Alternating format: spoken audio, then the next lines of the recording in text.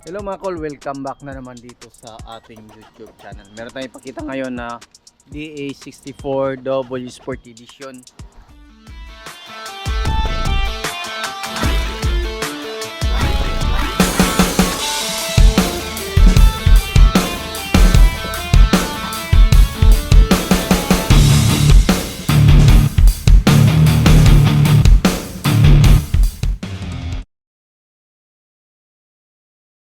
4x2 K6A engine, 660cc, 64 horsepower. So yung unit na to is double power slide. So makita natin dito yung kulay ng ating unit is Savannah orange. So ito yung ating headlight, so original sa first edition na mga every wagon. So naka sporty grills siya, then meron siyang stainless na bumper dito. Then makita natin meron siyang fog lamp. So yan po yung mga original fog lamps sa mga DA64W. So fully tinted yung unit natin. High roof. Yan makita natin dito meron siyang chrome side mirror with lights. Fender light, kompleto siya. Then dito naka brand new na 13 inches magwis. Naka disc brake po siya mga kol. Yan. Then fully undercoat po yung unit natin. So meron siyang top load carrier dito sa itaas, tapos kompleto siya sa rin visor. Then makita natin dito naka chrome handle siya with accessories. So bisa request ng ating customer. Then meron siyang auto step dito. Ito natin yung auto step. Yan, lumabas yung ating auto step. Yun. Then dito meron siyang spoiler original. Tapos nakabuo na din yung kanyang backlash dito. Kompleto siya sa third light. Ayan.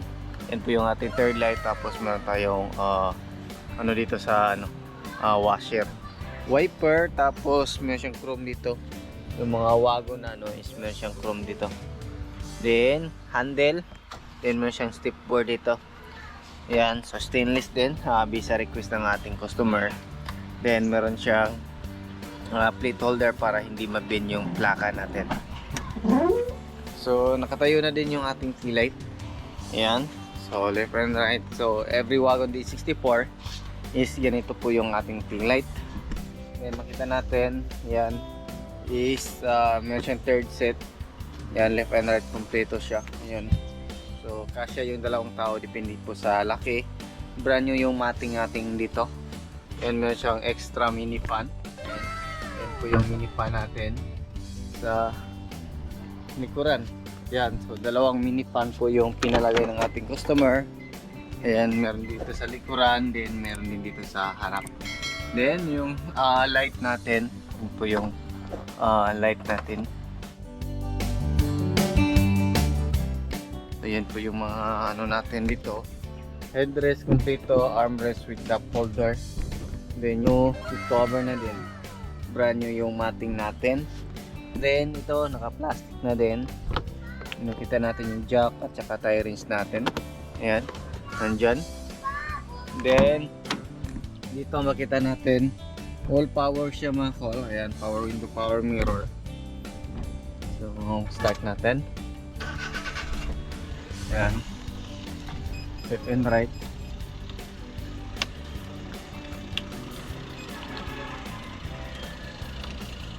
Ayan, likuran, harap.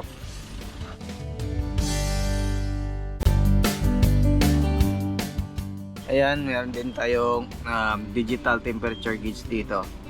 Ayan, makita natin dito naka-blink yung ating auto step. Yun, so yung naka 7 inches touchscreen stereo with reverse camera po yan mga kol. Tapos yung dashboard natin is back to original po yung ating kulay. So dito room light, ayan, functional. Then meron siyang lagayan dito sa itaas. Tapos dito, ayan. So sun visor, dalawa. Left and right, kompleto. Dito yung glove box natin. Ayan. So brand new din yung mating natin dito. Ayan, check natin yung makina natin.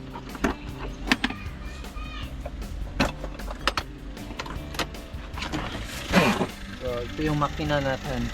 So yung makina natin is a K6A engine, 660cc, naka turbo. Meron itong maximum torque na 103 Nm. at 3,500 RPM. Then meron tong maximum power na 64 horsepower at 6,500 RPM. So yan po. So naka-timing chain po yung mga ganitong unit mga kol, at saka 12 valve. Yan dito yung ano natin, ignition coil up tatlo. Then tatlong spark plug nandiyan sa lalim. Tapos ito yung injector natin, tatlo. Then ito naman yung ating turbo. Ayan, so check natin sa kabilang side.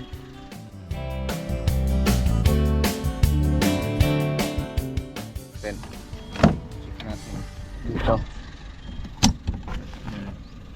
Tapos ito yung chassis number natin, gas tank opener nandito. Ayan. Ganun lang. Pag mag-open tayo dito. So ito yung throttle body natin, alternator, din yung ating aircon compressor. So kita natin.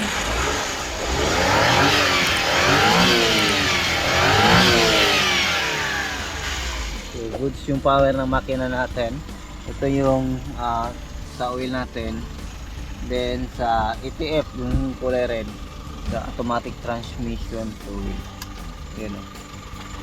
So pa-double check natin to lahat before natin na ipa-ship sa Luzon yung ating unit. Yan, ito yung air filter.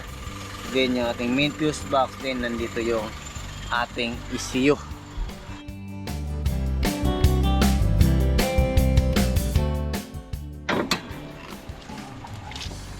Dito naman makita natin yung ating windshield washer reservoir. Then yung coolant reservoir natin dito. Ayan. Naka-coolant na yan. Tapos ito yung radiator cap natin. So naka-sealed na yan. Kita natin. Naka-seal na yan para hindi tatagas yung mga tubig papasok sa loob. Ayan. So yan yung unit natin. Check natin para yung ating sa power slide. Yan. Off natin yung makina natin. Yan. So long press lang natin. Right side. Yan. So gana. Yun. Ayan. Ayan. Ayan o. Yan. Sa kabilang side dito. Yan. So, yan yung overall na setup natin. Yan o. Diba?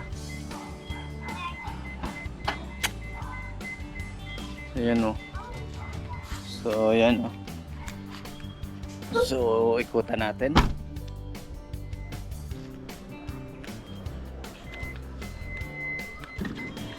Yan.